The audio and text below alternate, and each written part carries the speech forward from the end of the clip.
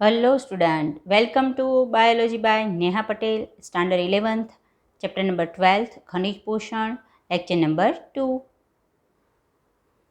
તો આજના સેકન્ડ લેક્ચરમાં આપણે ખનિજ પોષણ વિશેની માહિતી આગળ ભણીશું.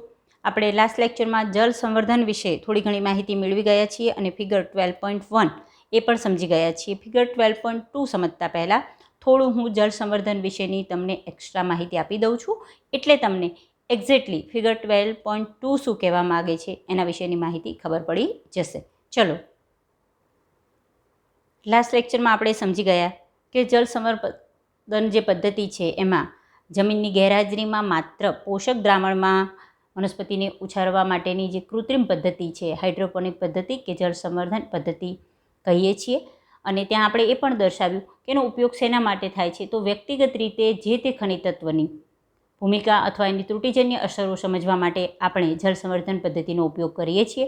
તો અહીંયા આપણે ધ્યાનમાં લેવાનું છે ખાસ કે આપણે જે ખનિજ તત્વની અસર સમજવાની હોય કે જેનો ત્રુટિજન્ય અભ્યાસ કરવો હોય. આગળ પણ મેં તમને સમજાવ્યું કે ધારો કે તમારે કેલ્શિયમ છે એની અસર જોવી છે અને એની ત્રુટિનો અભ્યાસ કરવો છે. એ જ રીતે મેગ્નેશિયમ, સલ્ફર, ફોસ્ફરસ, નાઇટ્રોજન જે પણ અલગ અલગ ખનિજ તત્વ છે એની અસર અને એનો ત્રુટિનો અભ્યાસ કરવો હોય તો તે તત્વને આપણે દ્રાવણમાં ઉમેરવાનું નહીં. સાથે સાથે સામાન્ય દ્રાવણ એટલે કે જેમાં જે તે ખનિજ તત્વ છે, એટલે કે આપણે કેલ્શિયમનો અભ્યાસ કરી રહ્યા છીએ તો કેલ્શિયમ પ્લસ બધા જ પોષક તત્વો ખનિજ તત્વો ધરાવતું જે પોષક દ્રાવણ છે એને આપણે સામાન્ય દ્રાવણ કહીશું. એમાં અને આ દ્રાવણ એટલે કે જેની અંદર આપણે જે તે ખનિજ તત્વનો અભ્યાસ કરવો છે એ ઉમેરવું નથી. એમાં ઉછેરાતી વનસ્પતિ એના વિકાસની જ્યારે પણ આપણે સરખામણી કરીએ ત્યારે આપણે જે તત્વ નથી આપ્યું તેની અસરો નોંધી શકીએ છીએ અને એની ત્રુટિજન્ય અસરો વિશે પણ સમજી શકીએ છીએ. ચલો, જળ સંવર્ધન પદ્ધતિ છે એના જે અલગ અલગ પ્રકારો છે એના વિશે આપણે માહિતી મેળવી રહ્યા છીએ કે જેમાં બે પ્રકાર ખરેખર હોય છે. દ્રાવણ સંવર્ધન કે જેને સોલ્યુશન કલ્ચર કહે છે અને માધ્યમ સંવર્ધન કે જેને મીડિયમ કલ્ચર કહે છે. અહીંયા આપણે દ્રાવણ પ્રવાહી સ્વરૂપમાં ઉછેરીએ છીએ, પોષક દ્રાવણ બનાવીએ છીએ, એટલે આપણે જે પણ સમજીએ છીએ એ દ્રાવણ સંવર્ધન વિશે સમજી રહ્યા છીએ.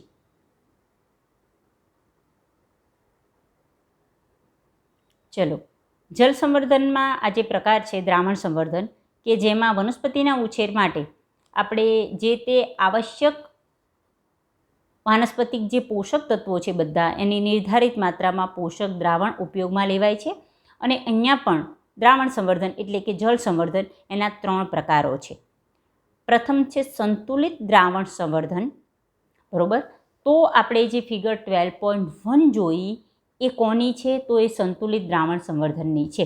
એટલે એકદમ એક્સ્ટ્રા પોઈન્ટ ન કહી શકાય કારણ કે તમને 2 ફિગર આપેલી છે 12.1 અને 12.2. તો જે 12.1 છે એ સંતુલિત દ્રાવણ સંવર્ધન વિશેની માહિતી દર્શાવી રહ્યું છે. જુઓ કેમ કે એમાં કોનો ઉપયોગ થાય છે, કાચની બરણીઓ, બાલદી, ટબ કે હોજ જેવા દ્રાવણ ભરેલા પાત્રમાં કે જેમાં દ્રાવણ સ્ટેડી હોય. કોઈ જગ્યાએ કોઈ પાત્રમાં આપણે પાણી ભરી લઈએ છીએ અને પછી પાણી એટલે કે દ્રાવણ ભરી લઈએ છીએ અને એ પાત્રમાં ઉછેરાતી વનસ્પતિ અને એના બીજાંકુરણ માટે આ જળ સંવર્ધનની પદ્ધતિ ઉપયોગમાં લેવાય છે. જો તમને ફિગર આપેલી છે કે જ્યાં કોઈ પાત્ર છે એટલે કે ફિગર જે 12.1 છે એ કોની છે, તો એ સંતુલિત દ્રાવણ સંવર્ધનની છે, બરાબર.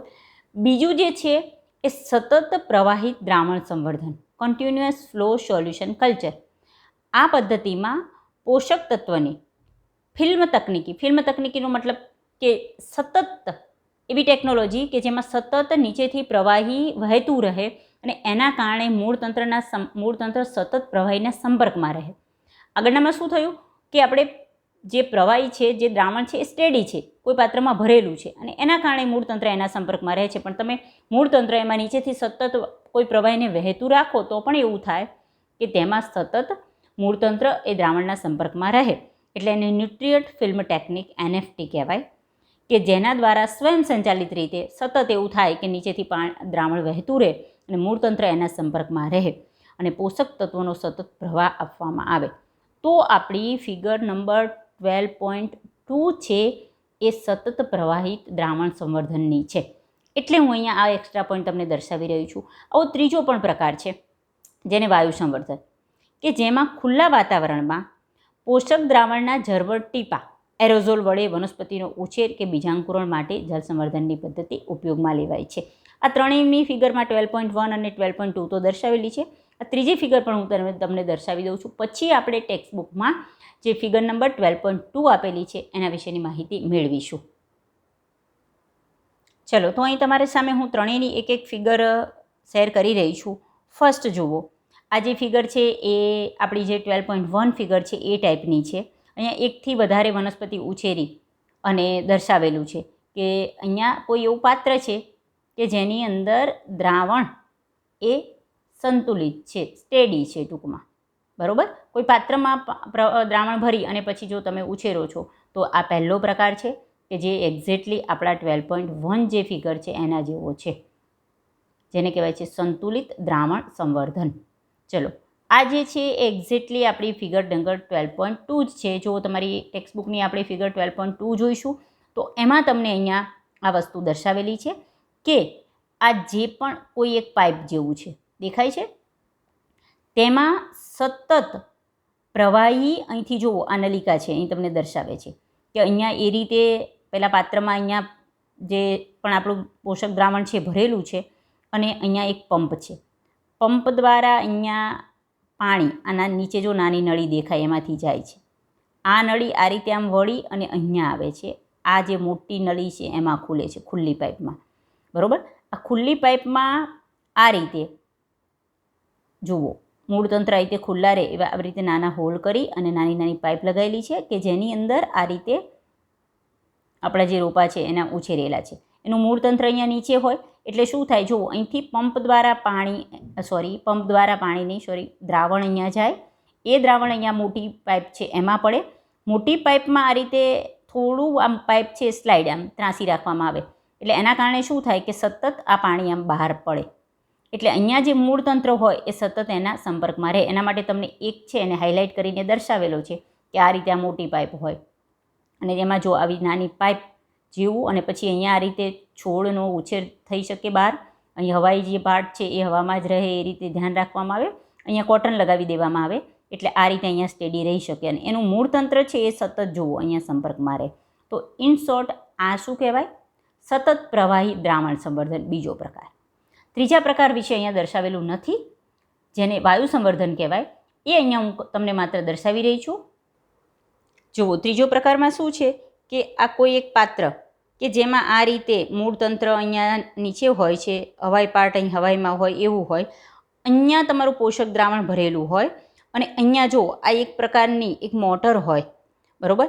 એના દ્વારા આ સતત હલે અને એના કારણે આના એરોઝોલ જે ડ્રોપ છે અહીંયા આ રીતે આ જે ત્રિકોણાકાર ભાગ છે એના કારણે આ એકદમ સ્પીડમાં હલે છે એટલે આના જે પણ છાંટા દ્રાવણના એ સતત અહીંયા પડીએ જ રાખે, આના મૂળતંત્ર પર ઉડે આમ. કારણ કે આ હલાવો એટલે આ પાણી ઉછળે, આ જે દ્રાવણ છે ઉછળી અને એના જે ડ્રોપલેટ છે સતત આના પર પડીએ રાખે. સમજાયું? એટલે પહેલીમાં સ્ટેડી રહે છે, બીજામાં સતત આ રીતે વહન પામે છે અને અહીંયા પણ પોષક દ્રાવણ જ છે પરંતુ એના એરોઝોલ ડ્રોપલેટ એ સતત આ રીતે મૂળતંત્ર પર છાંટવામાં આવે છે. તો આ 3 પદ્ધતિ હોય છે. એમાંથી પહેલી પદ્ધતિ 12.1માં આપેલી છે અને 12.2 માત્ર ફિગરમાં દર્શાવેલું છે. તો આપણે ટેક્સ્ટબુકમાં ફિગર નંબર 12.2 સમજી શકાય કે 12.2 શું દર્શાવે છે? સતત દ્રાવણ સંવર્ધન પદ્ધતિ દર્શાવે છે. જે આપણે ફિગર સમજ્યા એ જ રીતે છે. જુઓ, અહીં તમને દર્શાવ્યું છે કે જળ સંવર્ધનની આમાં વનસ્પતિઓનું ઉત્પાદનમાં વનસ્પતિઓને નળીઓમાં કે ઢાળવાળા સ્થાનો પર ઉછેરવામાં આવે. પંપ એ પોષક દ્રાવણનું તેના સંચય સ્થાનથી નળીના બીજા છેડા તરફ વહન કરે, બરાબર. અહીંયા જુઓ, આ પંપ દર્શાવેલો છે. આ પંપ શું કરે છે કે અહીંથી આ રીતે નળીમાંથી એક આજે આખી નળીમાં જ્યાં આપણે ઉછેર્યા છે છોડ એમાં આ નળી પર અહીંયા પ્રવાહી ઠાલવે અને થોડુંક ઢાળવાળું હોય એટલે પ્રવાહી સતત પાછું અહીંયા આવે રાખે. એટલે મૂળતંત્ર સતત છે આ રીતે એનું મૂળતંત્ર છે એ સતત સંપર્કમાં રહે એટલે એક ભાગ તમને અહીં હાઇલાઇટ કરીને દર્શાવેલો છે. જુઓ, વાંચો કે દ્રાવણની નળીની નીચે વહન દરમિયાન ગુરુત્વાકર્ષણને બળને કારણે પોતાના સંચય સ્થાન એટલે કે જ્યાં સંગ્રહ કરેલું છે ત્યાં પાછું ફરે. બરાબર. આપેલ વ્યવસ્થામાં એવા છોડ દર્શાવવામાં આવે છે કે જેના મૂળ સતત બરાબર છે વાત પોષક દ્રાવણમાં ડૂબેલા રહે છે. અહીંયા વાત શબ્દ નહીં, મૂળ એ સતત પોષક દ્રાવણમાં ડૂબેલા રહે છે. બરાબર. અને આકૃતિમાં જે દર્શાવેલ તીર એ વહનની દિશા દર્શાવે છે, એટલે કે અહીંથી આપણે પંપ દ્વારા અહીં જે નાની નળી તમને દેખાય છે એ રીતે પાણી અહીંયા મોકલીએ, ફરી પાછું પાણી જ્યાં પણ બોલાય છે ત્યાં પોષક દ્રાવણની વાત થઈ રહ્યું છે કે આ એનું સંચય સ્થાન છે, એનાથી પોષક દ્રાવણ અહીંયા થઈ અને એ નળીમાં પડે અને ફરી પાછું આ પોષક દ્રાવણ અહીંયાના સંચય સ્થાન પર પાછું આવે. વાત સંવર્ધનવાળી પદ્ધતિ મેં તમને દર્શાવી દીધેલી છે. તો અહીંયા ટેક્સ્ટબુકમાં કંઈ આગળ આનો પોઈન્ટ નથી, પરંતુ આપણે જે જળ સંવર્ધનની જે 2 ફિગર સમજવી જોઈએ એમાં જે આપણી આ ફર્સ્ટ ફિગર છે, બરાબર, એને શું કહેવાય છે? સંતુલિત દ્રાવણ સંવર્ધન, કે જેમાં કોઈ પાત્રમાં, બાલદીમાં, બરણીમાં, હોજમાં ક્યાંક સ્ટેડી પાણી ભરી અને મૂળતંત્રને સંપર્કમાં રાખવામાં આવે અને આને કહેવાય સતત દ્રાવણ સંવર્ધન. ત્રીજી ફિગર કીધી મેં કે જેમાં મૂળતંત્ર પર સતત દ્રાવણના એરોઝોલ ડ્રોપલેટ, બરાબર, એનો છંટકાવ કરવામાં આવે છે. તો અહીં સાથે આપણે પેલા 2 ફિગર સમજી. ચલો હવે આપણે ટોપિક નંબર 12.2 પર જઈએ. આપણો ટોપિક નંબર 12.2 આવશ્યક ખનિજ તત્વો. ભૂમિમાં આવેલા મોટાભાગના ખનિજ તત્વો, એટલે આપણે કહીએ આગળ પણ કે ખનિજ તત્વો મોટે ભાગે ક્યાં આવેલા હોય છે? ભૂમિમાં, કે જે મૂળ દ્વારા વનસ્પતિઓમાં પ્રવેશી શકે છે. તો આગળ પણ દર્શાવ્યું કે ભૂમિમાં રહેલા ખનિજ તત્વો એ વનસ્પતિમાં કયા તંત્ર દ્વારા પ્રવેશે, કયું તંત્ર એનું શોષણ કરે છે? મૂળ તંત્ર. હકીકતમાં જે સંશોધિત થયેલા ટોટલ જે 105 તત્વો છે, ટોટલ જે આપણે રસાયણશાસ્ત્રમાં જે બધા તત્વો વિશે ભણીએ છીએ 105 તત્વો, એમાંથી પૈકી 60 કરતાં પણ વધુ તત્વો વનસ્પતિમાં જોવા મળ્યા છે. એનો મતલબ સમજી શકો કે મોટાભાગના ખનિજ તત્વો એ ક્યાંક ને ક્યાંક વનસ્પતિમાં એની કોઈક ભૂમિકા જોઈ શકાય છે.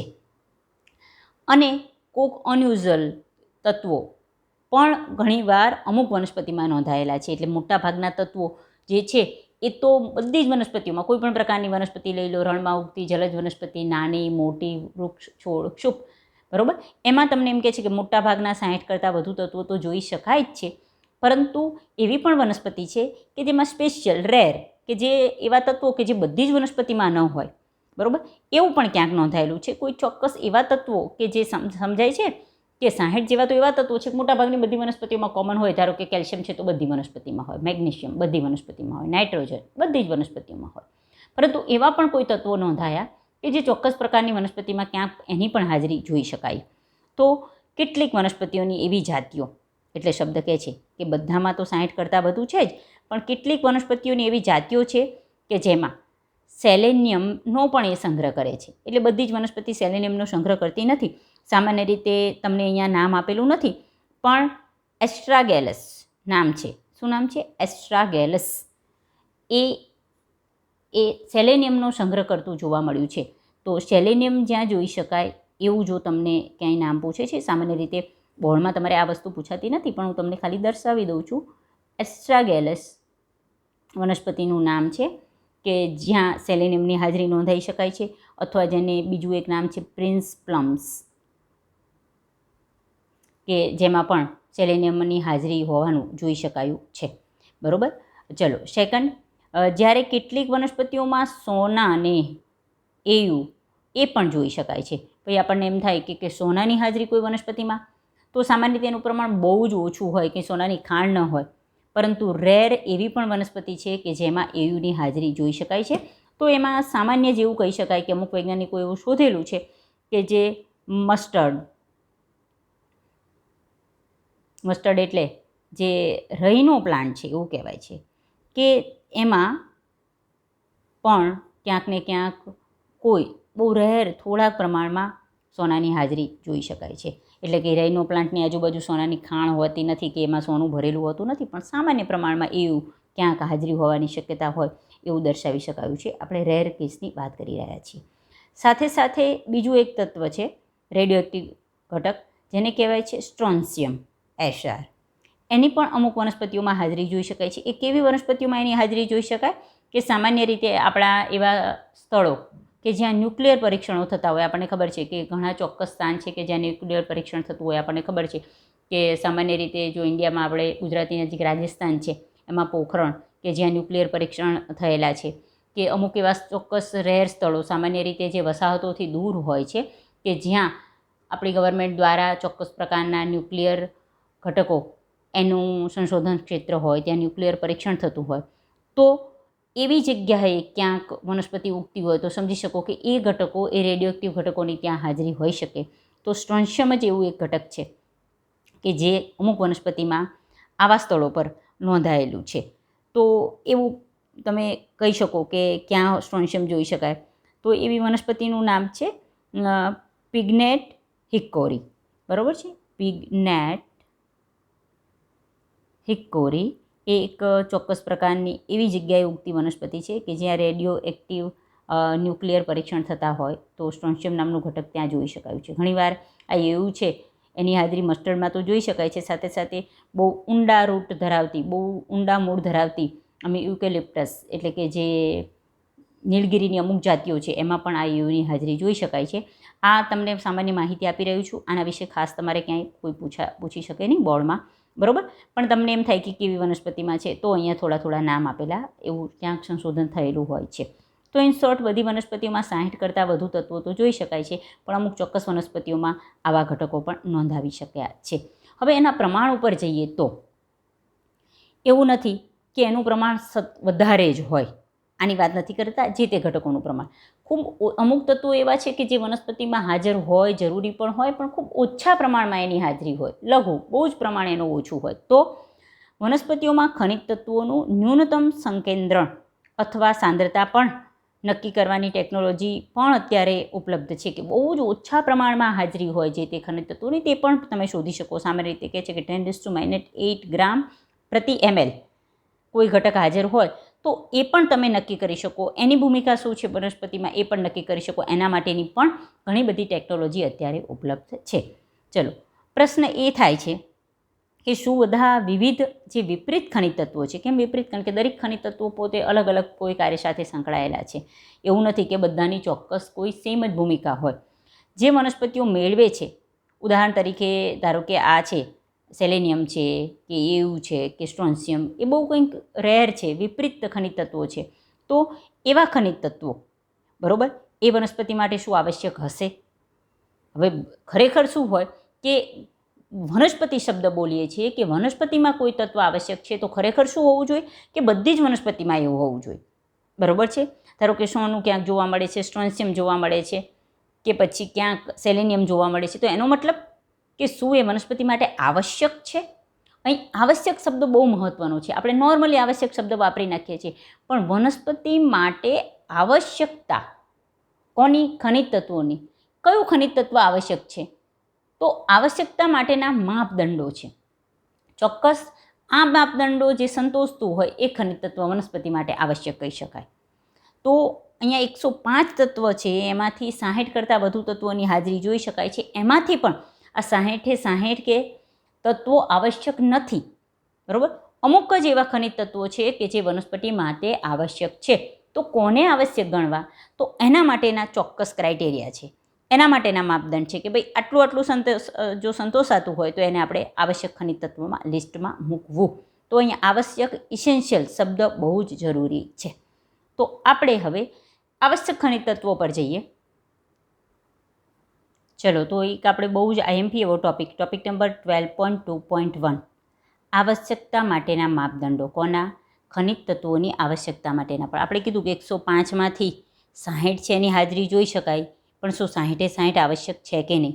તો એના માટેના ચોક્કસ માપદંડો છે કે એ માપદંડો જે ખનિજ તત્વ સંતોષે તો એને આપણે આવશ્યક ખનિજ તત્વમાં મૂકવું. તો આના માટેના જે માપદંડો છે એ અહીંયા આપણે એક નોટ ડાઉન કરી લેશો. નીટ માટે ઘણીવાર પૂછાઈ શકે કે જે આવશ્યકતા માટેના જે માપદંડો એ કોના દ્વારા શોધવામાં આવ્યા છે? તો અર્નોન અને સાઉથ નામના જે બે વૈજ્ઞાનિક છે એના દ્વારા 1939, બરાબર, નોટ ડાઉન કરશો. અર્નોન અને સાઉથ નામના વૈજ્ઞાનિક દ્વારા 1939માં આવશ્યકતા માટેના માપદંડો દર્શાવેલા છે. અને આ એમસીક્યુમાં ક્વેશ્ચનમાં પણ ઘણીવાર પૂછાઈ શકે. એમસીક્યુમાં તો પૂછાઈ જ શકે એક પણ ઘણીવાર નાના શોર્ટ ક્વેશ્ચન તરીકે પણ પૂછાઈ શકે કે ખનિજ તત્વના આવશ્યકતા માટેના માપદંડો દર્શાવો. આમ તો ઘણા બધા છે, અહીંયા તમને 3 દર્શાવેલા છે, 6 થી 7 હોય છે. ચલો અહીંયા આપણે 3 આપેલા છે, 3 વિશેની માહિતી મેળવીએ. જે તત્વ, પહેલી આવશ્યકતા શું? તો કોઈ પણ તત્વની આવશ્યકતાના માટેના માપદંડો નીચે પ્રમાણે છે, જે અનનોન અને સાઉથ દ્વારા આપવામાં આવેલા છે. જે તે તત્વ કે જે વનસ્પતિની સામાન્ય વૃદ્ધિ, બરાબર, નોર્મલ જે વનસ્પતિ વૃદ્ધિ કરતી હોય એ અને એના પ્રજનનના હેતુ માટે તદ્દન આવશ્યક હોવું જોઈએ. અને એ તત્વની ગેરહાજરીમાં વનસ્પતિ પોતાનું જીવનચક્ર પૂરું કરી શકતી ન હોય કે પછી બીજ સર્જી શકતું નથી, તો એ તત્વને આપણે આવશ્યક માપદંડ તરીકે લેવું જોઈએ. એટલે આપણે પણ જ્યારે પણ જળ સંવર્ધન પદ્ધતિ ઉપયોગ કરીએ છીએ તો કોઈ તત્વ, ધારો કે આપણે પહેલાં તો પોષક દ્રાવણ બેય આપણે કમ્પેર કરવાનું છે. ખબર છે કે આપણે પહેલાં કમ્પ્લીટ પોષક દ્રાવણમાં વનસ્પતિ ઉછેરવાની છે, સાથે સાથે બીજી બધા જ કન્ડિશન સરખી રાખી અને જે તત્વની આપણે આવશ્યકતા ચેક કરવી છે, જે તત્વનું મહત્ત્વ ચેક કરવું છે, એની ગેરહાજરીમાં ધારો કે આપણે વનસ્પતિ ઉછેરીએ છીએ, તો એવું તત્વ આપણને જોવા મળ્યું કે એ તત્વ જો ગેરહાજર હોય તો વનસ્પતિનું જીવનચક્ર પૂરું નથી થતું. વનસ્પતિને પોતાનું જીવનચક્ર પૂરું કરવા માટે વૃદ્ધિના બધા જ તબક્કામાંથી પસાર થવું જોઈએ, બરાબર. એનું બીજાંકુરણ થાય, બીજાંકુરણ થયા બાદ એ પરિપક્વતાએ પહોંચે, એટલે પુખ્તતાએ પહોંચે પછી પુષ્પનું નિર્માણ કરે, આગળ એની વૃદ્ધિ થાય. પુખ્તતા બાદ એમાં પ્રજનન અંગોનો વિકાસ થાય, એટલે કે પુષ્પનું નિર્માણ થાય. પછી એમાં એની પ્રજનનની પ્રક્રિયાઓ થાય, પ્રજનનની પ્રક્રિયા દ્વારા એમાં ફળ બને, ફળની અંદર બીજ બને. તો એનો મતલબ કે જો કોઈ ખનિજ તત્વ એને તમે ગેરહાજર રાખો છો અને આ ક્રિયા થતી નથી, તો એનો મતલબ તમે કહી શકો કે આ ખનિજ તત્વ એ વનસ્પતિની સામાન્ય વૃદ્ધિ અને પ્રજનનના હેતુ માટે આવશ્યક છે, તદ્દન આવશ્યક. એના ગેરહાજરીમાં વનસ્પતિનું જીવનચક્ર પૂરું નથી થતું, કારણ કે એ સામાન્ય વૃદ્ધિ નથી કરી શકતી, અને એ બીજ સર્જી શકતું નથી, કારણ કે એ પ્રજનન નથી કરી શકતું. કારણ કે પ્રજનનની અંતિમ પેદાશ બીજ છે. બીજ વાવો એટલે બીજો છોડ ઉછેરી શકાય. તો આવું તત્વ, તો એને તમે આવશ્યક તત્વમાં મૂકવું જોઈએ. બીજું, એ જ તત્વ બીજી પણ આ કન્ડિશન પણ સંતોષતું હોવું જોઈએ. કયું? તો જે તે તત્વ એ ઉપરનું માપદંડ તો સંતોષતું જ હોવું જોઈએ. સેકન્ડ શું? કે એ તત્વની આવશ્યકતા વિશિષ્ટ હોવી જોઈએ. વિશિષ્ટ હોવી, સ્પેસિફિક. એનો મતલબ કે એને કોઈ અન્ય તત્વ દ્વારા પ્રસ્થાપિત કરી શકાય નહીં. સમજાય છે? કે ધારો કે કોઈ તત્વ ઉમેર્યું છે, કેલ્શિયમ ઉમેર્યું છે અને વનસ્પતિમાં કોઈ ક્રિયા થતી નથી, તો હું એમ કરું, ચલો કેલ્શિયમના બદલે બીજું કંઈક ઉમેરું અને વનસ્પતિમાં આ ક્રિયા થઈ જાય છે, તો એને આવશ્યક ગણાય નહીં. એ કામ સ્પેસિફિક કેલ્શિયમનું જ હોવું જોઈએ, એ જ એ કામ કરી શકતું હોવું જોઈએ, બરાબર. એની ખામી, એની પૂર્તિ કોઈ બીજું સ્થાન લઈ શકે નહીં, બીજું તત્વ. તો એનો મતલબ કે ઇસેન્શિયલ છે, આના વગર કામ ચાલશે નહીં. ભાઈ આ જ જોશે, ચલો આ નથી, હું કંઈક આપી દઉં ચાલશે, ના, એવું નહીં. મારે એ જ વસ્તુ જોઈએ. તો એનો મતલબ કે નેસેસરી છે, આવશ્યક છે, એના વગર આ કામ નહીં ચાલે, બરાબર. તો તત્વની જે આવશ્યકતા છે એ વિશિષ્ટ હોવી જોઈએ. તેને કોઈ અન્ય તત્વ દ્વારા તમે એનું કાર્ય કરી શકાતું ન હોવું જોઈએ. એટલે અન્ય તત્વ દ્વારા એની આવશ્યકતા પ્રતિસ્થાપિત કરી શકાય નહીં. બીજા શબ્દોમાં કહીએ કે કોઈ એક તત્વની ઉણપ હોય તો એને કોઈ અન્ય તત્વ દ્વારા દૂર કરી શકાય નહીં. હમણાં જ મેં દર્શાવ્યું કે ધારો કે કેલ્શિયમ નથી ઉમેર્યું તો વનસ્પતિમાં કંઈક ઉણપના ચિહ્નો દેખાયા, ચલો વનસ્પતિમાં પણ નાના થાય છે, વૃદ્ધિ નથી થતી. પછી હું એમ કરું કે કેલ્શિયમના બદલે કંઈક મેગ્નેશિયમ ઉમેરી દઉં, અને જો આ કામ થઈ જતું હોય તો કેલ્શિયમ આવશ્યક ન કહેવાય, બરાબર છે. તો એ તત્વની ઉણપ બીજા કોઈ તત્વ દ્વારા દૂર કરી શકાતી ન હોય, ભાઈ એ એટલે એ જ જોઈએ એ કામ માટે, તો એને આવશ્યક તત્વ કહી શકાય. ત્રીજી વસ્તુ કે એ તત્વ વનસ્પતિની ચયાપચય ક્રિયામાં પ્રત્યક્ષ રૂપે ભાગ લેતું હોય, ડાયરેક્ટલી વનસ્પતિની જે મેટાબોલિક પ્રક્રિયાઓ છે, બરાબર, શરીરમાં જે વિવિધ પ્રકારની દેહધાર્મિક ક્રિયાઓ થાય છે, જેમ કે એનું સ્ટ્રક્ચર, બોડીનું નિર્માણ થતું હોય કે કોઈ દેહધાર્મિક ક્રિયા થતી હોય, એના માટે એને અથવા કોઈ તમે ક્રિયાને બેલેન્સ કરતું હોય, એના માટે એ તત્વ સીધું જ ભાગ લેતું હોય. કાંઈ આડકતરી રીતે આનું કામ છે એવું નહીં, આ તત્વ ડાયરેક્ટ આ પ્રક્રિયામાં ભાગ લે જ છે, તો એને આપણે આવશ્યક તત્વ કહી શકીએ, બરાબર. તો અહીંયા એક્ઝેક્ટલી 3 તમને આપ્યા છે કે જે તેની સામાન્ય વૃદ્ધિ અને પ્રજનનના હેતુ માટે જરૂરી હોય. બીજું કે એની આવશ્યકતા વિશિષ્ટ હોય, એનો મતલબ કે બીજું તત્વ એની ઉણપના જે ચિહ્નો છે એને દૂર કરી શકતું ન હોવું જોઈએ. ત્રીજું કહે છે કે એ તત્વ સીધું ચયાપચય ક્રિયામાં ભાગ લેતું હોય. નેક્સ્ટ, આવા પણ આવશ્યકતાના માપદંડો છે કે સામાન્ય રીતે જે તે તત્વ છે એ એની ઉણપ હોય એટલે કે ડેફિશિયન્સી હોય તો એ સીધું જ કોઈ પોતાના ઉણપીય ચિહ્નો દર્શાવતું હોવું જોઈએ, બરાબર. અને બીજી વસ્તુ કે એના જે ઉણપીય ચિહ્નો છે એને તમે એ ઘટક ઉમેરો તો જ દૂર કરી શકાતા હોય. ધારો કે કેલ્શિયમના ઉણપીય ચિહ્નો દેખાતા હોય અને કેલ્શિયમ ઉમેરો તો જ એ દૂર કરી શકાતા હોય, તો જ એને આપણે આવશ્યકતા કહી શકીએ છીએ.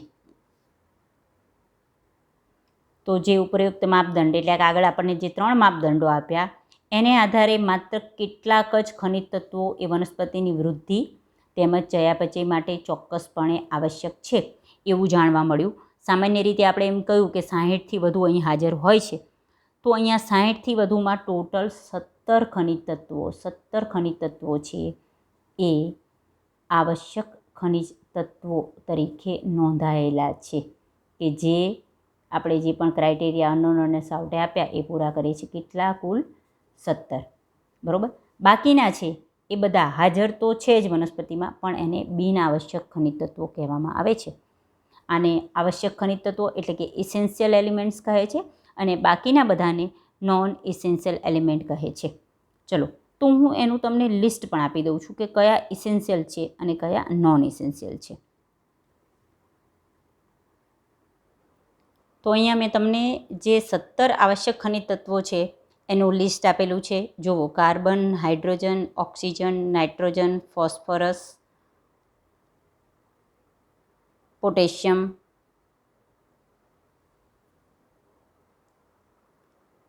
સલ્ફર, પછી મેગ્નેશિયમ,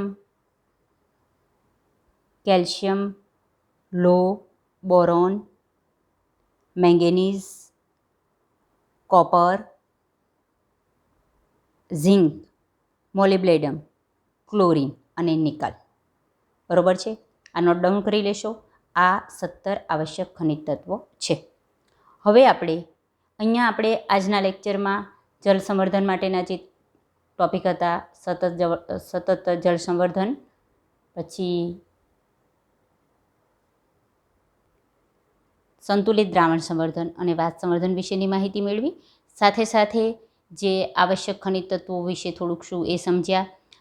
આવશ્યક ખનિજ તત્વો માટેના અનનોન અને સાઉટ એના જે પણ માપદંડો છે એ સમજ્યા અને એના આધારે જે પણ આવશ્યક ખનિજ તત્વો છે એનું લિસ્ટ સમજ્યા છીએ.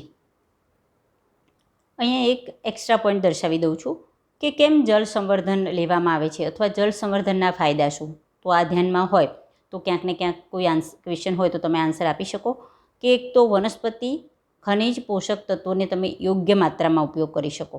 જ્યારે પણ તમે પોષક દ્રાવણ બનાવો છો તો નિર્ધારિત માત્રામાં જે તે પોષક તત્વો ઉમેરી અને પછી એનું તમે દ્રાવણ તૈયાર કરી શકો. બહુ જ મહત્ત્વનો એક એનો ફાયદો કહી શકાય.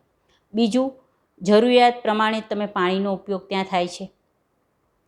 સાથે સાથે બીજો એક ફાયદો એ છે કે ઉર્જા અને જગ્યાની પણ આવશ્યક ઉપયોગિતા જ કરી શકો. બરાબર? ચોક્કસ જગ્યામાં જ ઉછેરો છો એટલે ઉર્જા અને જગ્યા એની પણ આવશ્યક ઉપયોગિતા થઈ શકે. સાથે સાથે ભૂમિજન્ય રોગોથી રક્ષણ મેળવી શકાય. આપણે સમજી શકાય કે ઘણીવાર એવું થાય છે કે જમીનમાં કોઈ લીલ હોય, કોઈ ફૂગ હોય, કોઈ બેક્ટેરિયા હોય કે જેના ઉપદ્રવને કારણે એના મૂળતંત્ર પર અસર થતી હોય અને એનો ક્યાંક વનસ્પતિના ઉછેર પર ક્યાંક અવરોધ થતો હોય તો જે ભૂમિજન્ય રોગો છે, જમીન માટીના કણોમાં જે અમુક ઘટકોના કારણે જે રોગો જોઈ શકાય એનાથી રક્ષણ મેળવી શકાય. એક તો નીંદણથી સંપૂર્ણ રીતે છુટકારો મેળવી શકાય. જ્યારે પણ તમે જમીનમાં વાવો છો તો જમીનમાં બીજા સૂક્ષ્મ ક્યાંક ને ક્યાંક બીજ હાજર હોય છે જે નિંદામણ તરીકે, વધારાના ઘાસ તરીકે ઉગી નીકળતા હોય છે અને એનાથી અહીંયા ચોક્કસ પ્રમાણે છુટકારો મેળવી શકાય છે અને વનસ્પતિની ખનિજ પોષક તત્વોની તમે સંતુલિતતા જાળવી શકો છો. આગળ આપણે જ્યારે પણ જોયું કે જળ સંવર્ધન માધ્યમમાં સતત પોષક દ્રાવણ એને ચેક કરી અને એનું પ્રમાણ જાળવી રાખવામાં આવે છે. એટલે જરૂરી પોષક દ્રાવણ સતત ઉમેરતું રહેવામાં આવે છે. બાકી જો જમીનમાં વાવો તો એવું થાય કે વનસ્પતિની વૃદ્ધિ દરમિયાન એ જો વપરાઈ જાય તો ક્યાંક ને ક્યાંક આગળ જતાં એના વૃદ્ધિ અને વિકાસ માટે એ પૂરતું હાજર ન પણ હોય.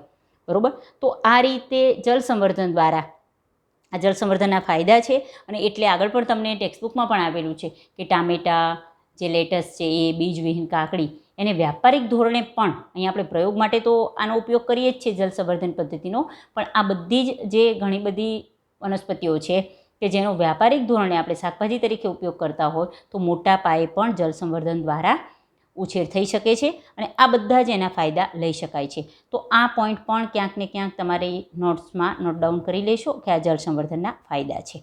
બરાબર, તો આની સાથે આજે આપણે આજનો લેક્ચર પૂરો કરીએ છીએ. નેક્સ્ટ લેક્ચરમાં આપણે જે પણ આવશ્યક ખનિજ તત્વો જોયા એનું હવે વર્ગીકરણ જોઈશું.